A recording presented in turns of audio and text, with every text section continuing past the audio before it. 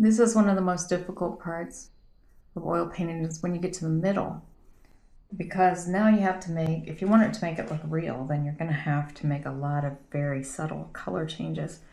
You need a color change about every quarter of an inch or so in order to create some depth and make these forms turn and to make it look real. Otherwise, everything is just going to look flat. So you have to go through the entire painting looking at every little piece and saying, you know, is this a flat piece of color? Is this a flat block area of color? If so, I need to break this up with multiple different shades. And the best thing to do is obviously match the color and the value as close as you possibly can to what you actually see. And most of the time, we might think that it requires a really dramatic shadow. The values in nature are often really, really subtle. And so we need really subtle color changes. And if your color is too bright or too saturated, it's not going to look natural. If your darks are too dark and your lights are too light, it's going to look more like an illustration or a cartoon, and it's not going to look real. So you really have to watch all of these things. So this is the part about layer 4 for me, is where it really starts becoming difficult, and I have to really slow down and take my time and try to match everything as closely as possible. And this painting will still need quite a few more layers.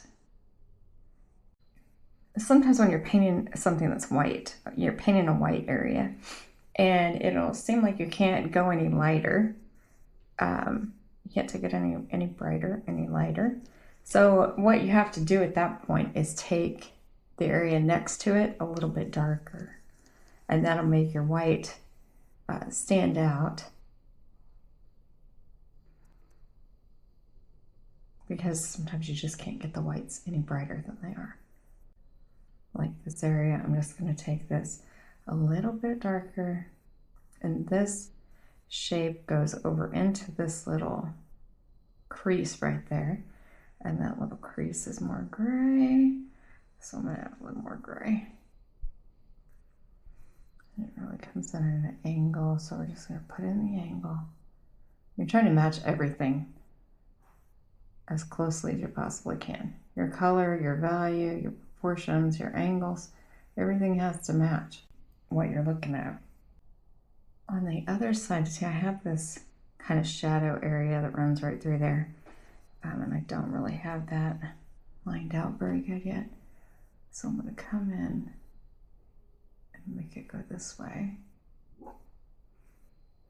If you make your strokes, like let's say it's rounded, so you put your strokes in a rounded fashion like this, then you can kind of echo the shape. Now, I'm going to get the side of that much lighter. On this side here. You can almost create a gradient by almost like little dabs, little dots of color next to the other color. They really gradually change. And there's no hard lines between them. So that's getting a little softer. And then the shadow kind of curves. We're going to try to do the same. Okay.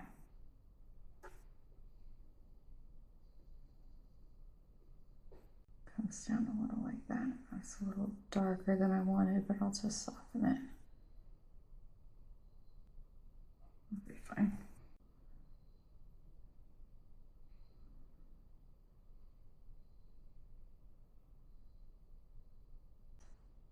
Just make my strokes curve a little. Now, bring in a little radiant blue here. Radiant blue is always a really pretty bright color. Sometimes if I want a white to be a little bit brighter, I add a little bit of radiant blue to it, and it seems to make the white a little bit brighter. Pull that down. Pull that over like that.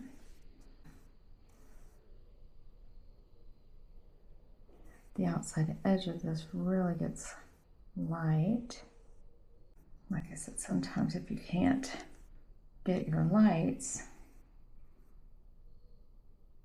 to be as light as you want, you have to put in a little dark next to them. We'll start working that together. Get a little more black in there. Right down in here. This bottom portion of the shadow looks a little more gray to me. That's a little gray as well. And there's a bright light right next to that. It kind of curves all the way down to the bottom there. There's like a little triangle shaped piece down here. That's white. So I'm going to try to put that in there. Bring the white up into that. Okay. Bring a little yellow over into here. Some linseed oil. I'm going to put a little touch of that yellow right here.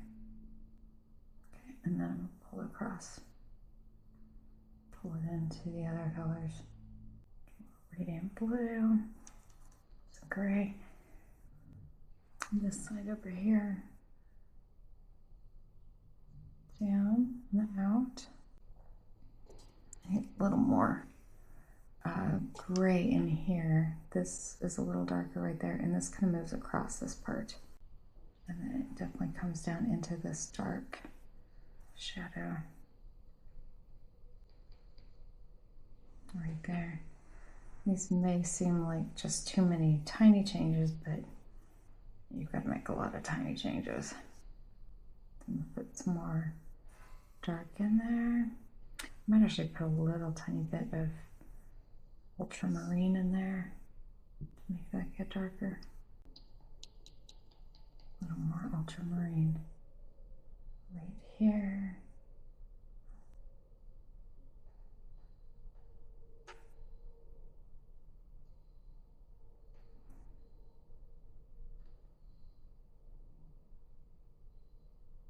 Cross some light back into it. Okay. Put a little yellow in there, down here at the bottom.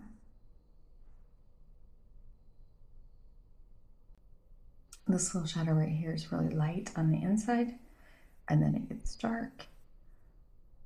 Curves around the bottom a little bit. And then it gets a little bit lighter blue on this side.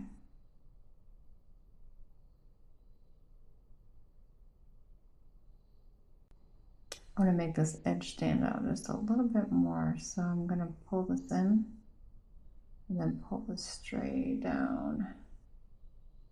And then soften this. Just going to blend that in.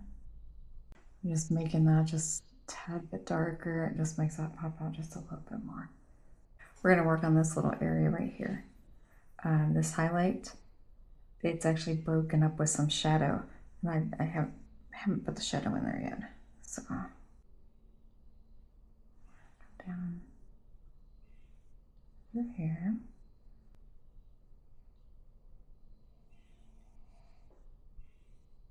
Straight across. We're doing it, we're looking for geometric shapes all the time. So if I see a rectangle, I'm going to paint a rectangle. If the shadow looks like a circle, we're going to paint it like a circle. You're just looking at everything like it's geometric shapes for the most part. And then you paint whatever shape you see. Okay, so this has a little line coming up through it.